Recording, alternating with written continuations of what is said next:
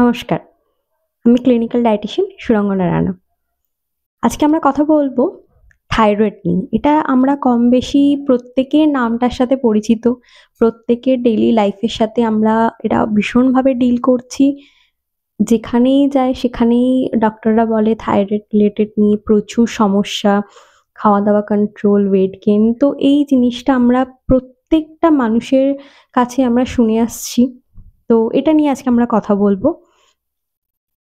প্রথমে আসি থাইরয়েড।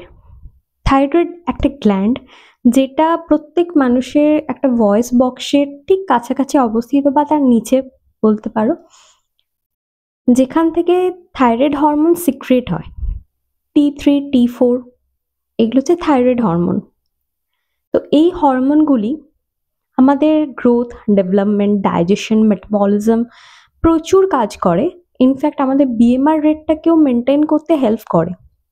আমাদের ওয়েট গেইন, ওয়েট লস এটা ভীষণভাবে জড়িত বলবো ওতপ্রোতভাবে। থাইরয়েড জিনিসটা এতটাই ভাস্ট যেটা নিয়ে যতই কথা বলা হোক, যতই আলোচনা করা হোক সেটা কম পড়বে। এবার আসি আমরা থাইরয়েড হলে আমরা কি কি খাবারগুলো খাবো, কি কি খাদ্যগুলো আমাদের ডেইলি লাইফে রাখা উচিত আর রাখা উচিত না। অবশ্যই এটা আমরা একটা ক্লিনিক্যাল ডায়েটিশিয়ান বা নিউট্রিশনিস্টের কাছ থেকে পরামর্শ নিয়ে নেব। যেই খাদ্যগুলি আমরা অ্যাভয়েড করব, যেমন সয়াবিন, সোয়া প্রোডাক্টস, মিল্ক প্রোডাক্টস আমি বলবো না। মিল্ক প্রোডাক্টস ডেফিনেটলি ইনটেক করা যেতে পারে অ্যাজ আ পনির, দই, টক দই, মিষ্টি দই কিন্তু নয় অবভিয়াসলি। ফুলকপি, বাঁধাকপি, ব্রকলি এগুলো আমরা অ্যাভয়েড করব।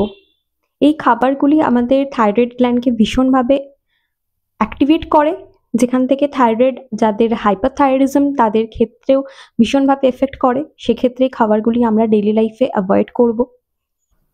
এর সাথে আর কিছু কিছু খাবার যেগুলো আছে আমরা প্রচুর পরিমাণে খেয়ে থাকি, ফাস্ট ফুডস, ময়দা, যেগুলো প্রচুর আমাদের শরীরের ক্ষেত্রে ওয়েট গেইনে হেল্প করছে, আমাদের থাইরয়েড হরমোনের উপর এফেক্ট করছে, আমাদের থাইরয়েড হরমোন যে সিক্রেশন হচ্ছে আমাদের গ্ল্যান্ড থেকে সেটার উপর ভীষণভাবে এফেক্ট করছে। যে কারণের জন্য এই খাবারগুলি আমাদের খুব ভীষণভাবে কন্ট্রোল করা উচিত। নাটস, বলবো না যে নাটস পুরোপুরি বন্ধ করে দিন, তবে চিনেবাদাম যেটা হয় সেটা আপনি বন্ধ করতে পারেন। পিনাটস যেটা, সেটা আপনি বন্ধ করে দিন। আলমন্ডস, যদি আপনার মেডিকেশন আন্ডারে থাকেন ডেফিনেটলি আপনি আলমন্ডস খেতে পারেন, তাও সেটা ডায়েটিশিয়ান বা ক্লিনিক্যাল নিউট্রিশনিস্টের কাছ থেকে পরামর্শ নিয়ে। পরের একটি ভিডিওতে আবার দেখা হচ্ছে তোমাদের সাথে।